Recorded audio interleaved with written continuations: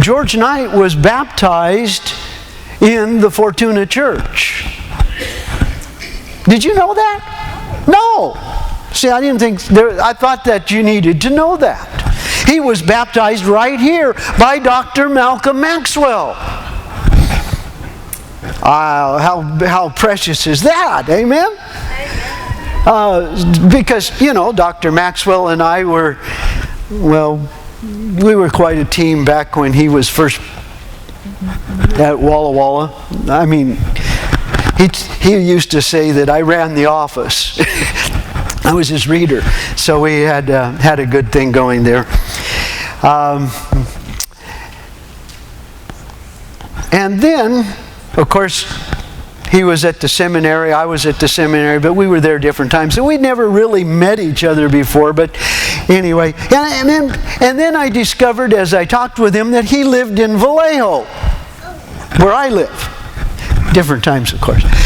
Anyway, I don't know that had much to do with anything except with the question about when is Jesus coming? How soon is soon? We'll get to that and Dr. Maxwell's question in a moment. Now, dear children, continue in Him. Draw me nearer, nearer, precious Lord. Amen? That's the whole message right there. Draw me nearer, nearer, precious Lord, that we might be confident and unashamed before Him at His coming. Also wanted to mention that we appreciate those who have served in the service. How many of you are veterans? I know Jim and George and many of the others of you have served. This is probably the most famous picture of World War II. Mount Suribachi, Iwo Jima, and probably what I would say is the most famous behind in all of the war. Because you see, the man that's guiding the staff of the flag into the ground, they actually put somebody else's name on that picture when it was taken. A soldier claimed that it was him, and it wasn't. But when the picture was published in the paper, Mrs. Block down in Weslaco, Texas, said, "That's Harlem Block. I would know his butt anywhere. I've diapered it many times." Now, I know that that's a true story. It is. George knows, he confirms it. But it's a true story because Harlem Block and my dad grew up together. They were childhood friends at church. They lived close to each other in the farm area, played together. In fact, they learned to drive pickups out in the fields, much like I did with my younger brother and I. They were just really close. And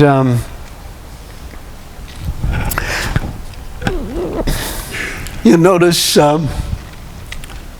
Harlem's death date is 1945, just a couple of days after the picture was taken by Joe Rosenthal. Harlem died with an enemy mortar shell. I was looking at a website that said Cascade of Caskets, and started out with something like Alexander the Great and gave their death dates and so forth, and is looking down, and maybe there was one famous person here or there, but when it got down to World War II, there were many famous people, and as I was looking down in 1945, there on February 28, they said Harlem Block died. Now, his tombstone says March 1. Now, I'm not sure exactly where that other date came in, but I thought it drew my attention because that was the day my brother was born, February 28, 1945. And I thought, wow, what a connection that Harlem died and died the same day my brother was born, and my dad was connected with both of them. You know, we have connections in life. Anyway, Harlem was a Seventh-day Adventist. The story is that he and some of his buddies skipped his football buddies. They were on the football team. They skipped out of school, and according to what I read this morning from one of the other friends that survived the war, Mr. Kleckler, he said that Harlem suggested that they go by the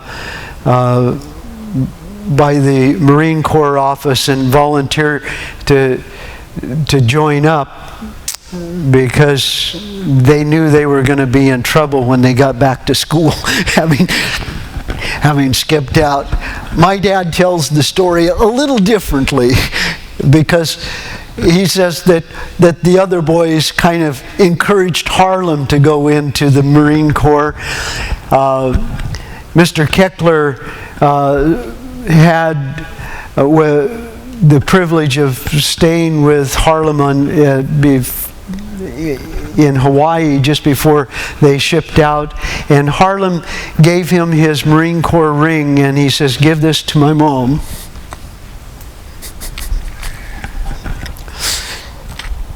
He just had a sense that he wasn't coming back. But when Mr. Keckler took it to Harlem's mom, she wouldn't accept it. Because she was against violence. As a Seventh-day Adventist, she had encouraged her son to become a medic. But, you know, Marine Corps volunteers didn't go into medicine. And, well, we have the Hacksaw Ridge story, and what a great story that is. Well, anyway, we have many people who served in different capacities. And here's one. How soon is soon? We don't know. You know, Harlem, I'm sure, had that premonition, but, you know, none of us know how soon is going to be. Evangelina saw a video clip the other day of an accident that took place down in Cloverdale.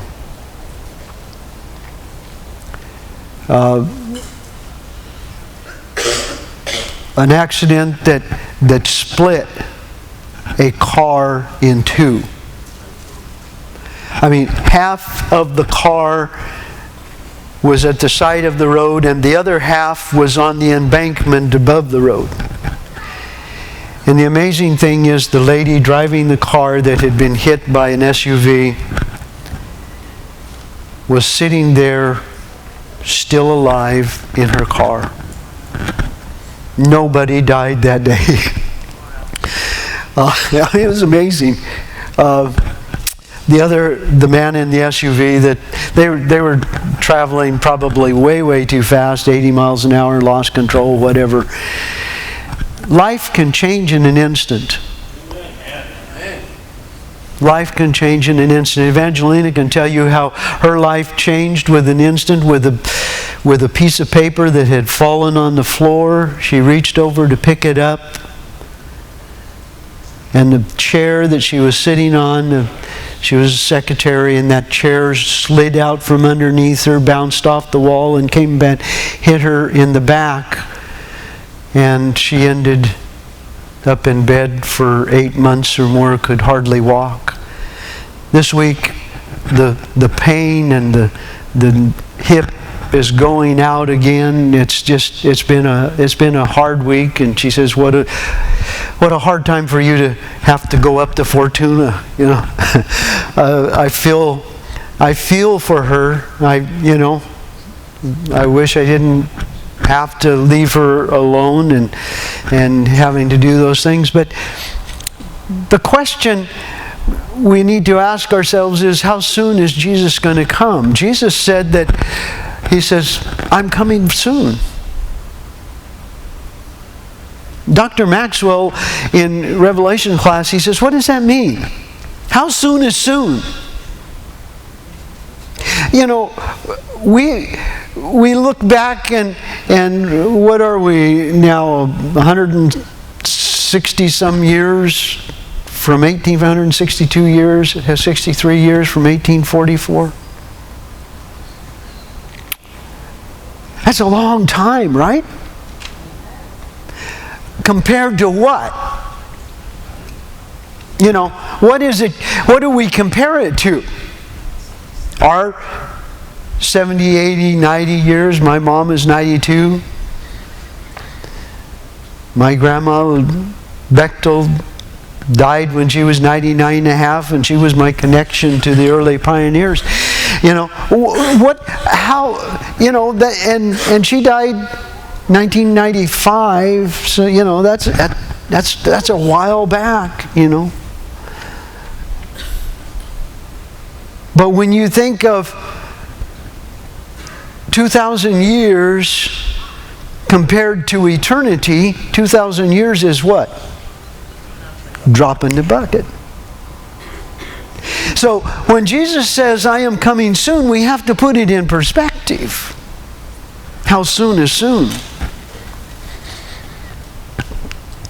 Listen, Jesus says, I am coming soon. I will bring my rewards with me to give to each one according to the works that he has done. He gives his testimony to all, and he says, yes, indeed, I am coming soon. I am coming quickly.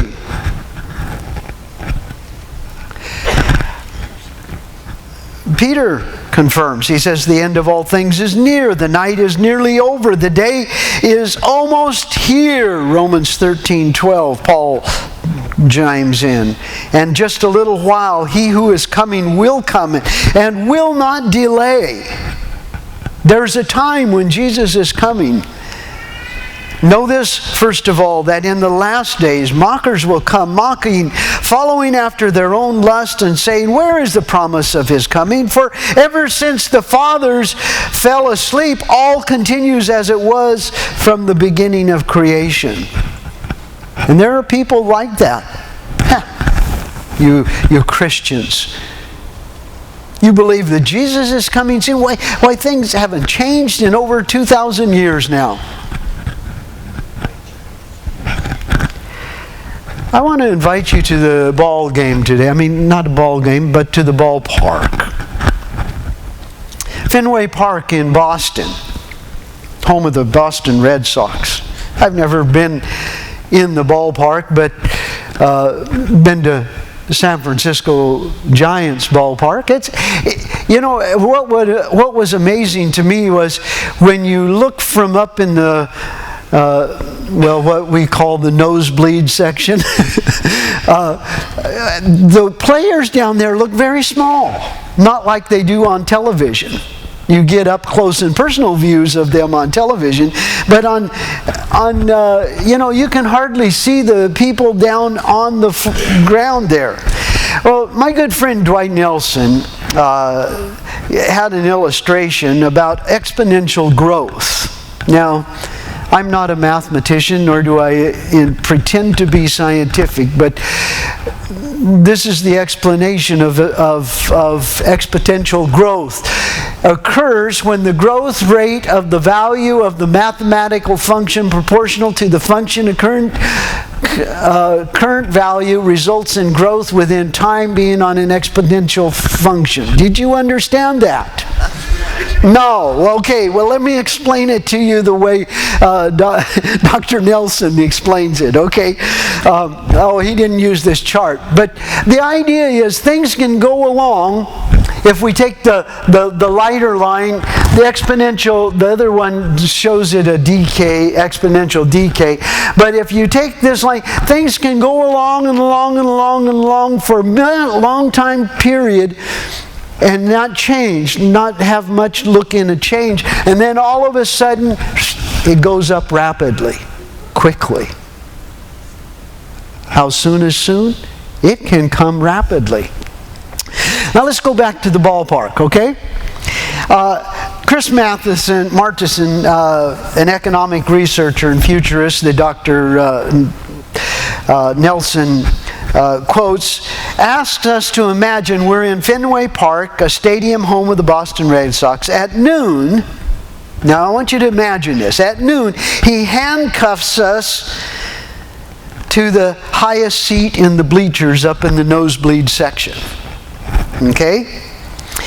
And then with a magic eyedropper, he places a single drop of water on the pitcher's mound and far below, and a drop that magically doubles in size every minute. 1 minute later, after that first drop, it becomes 2 drops. And then the second minute, it becomes 4. And after 4, it becomes, the next minute, it becomes 16. Now, if Fenway were watertight, how long do you have to flee that stadium to avoid and survive drowning? How long do you think it would be? For minutes, we see no appreciable increase in water. 1 drop becomes 2, 2 drops become 4, etc., etc. By 12:44 p.m., less than 45 minutes, there would be just 5 feet of water in the stadium, leaving 93% of the stadium empty. Okay, here's a red line that will help you to see that's about 5 feet tall. So you can imagine that that area just outside that line is covered with 5 feet of water at 12:44. But the startling reality is if we do not extricate ourselves within the next 5 minutes, our seat in the highest bleacher will be underwater at 12:49 p.m. It's the power of compounding geometric progression. For 44 minutes, we think we have all the time in the world, but 5 minutes later, it's all over with. That's kind of drastic, isn't it? Now listen to these quotes from Ellen White. Great changes are soon to take place in our world, and the final movements will be what? Rapid ones. 9th volume of the Testimonies, page 11. The end will come more quickly than men expect. Great Controversy, page 631. Nelson says, think about it. All it will take in this country is a major crisis of crippling proportions, economic, of a national financial collapse, like igniting urban violence and social meltdown. Do you know how quickly stores can empty out? When there's a hurricane coming into South Florida, they clean everything up, getting prepared. And when it's gone, there's no more. Ecological, a killer quake, or an errant asteroid with tens of thousands dead. You remember that asteroid that flew into Russia a few years ago? I did a sermon about that and had video clips of the sonic booms that and rattling and stuff. That was amazing. Political, a terrorist dirty bomb that destroys a city. And military, a geopolitical misstep into World War III. We are right at the cusp of these kinds of things happening, folks. One debilitating crisis and this nation will be on her knees, led by religious leaders, pleading with God to withhold further judgments. Now factor in social research showing that when forced with a choice between personal security and constitutional liberties, people choose security first. One crippling crisis and suddenly the apocalyptic endgame of Revelation 13 and the great controversy, state-mandated false worship, is not only possible, it is probable. Martinson point that the last 5 minutes are critical. And my point, you can get there from here rapidly. Now, I'm not trying to scare you, folks. But I want us to know the difference between trying to get ready and the difference between being ready. Amen? The rapid progression of the last day events points to the folly of trying to catch the last trolley out. If you are not ready to go, there is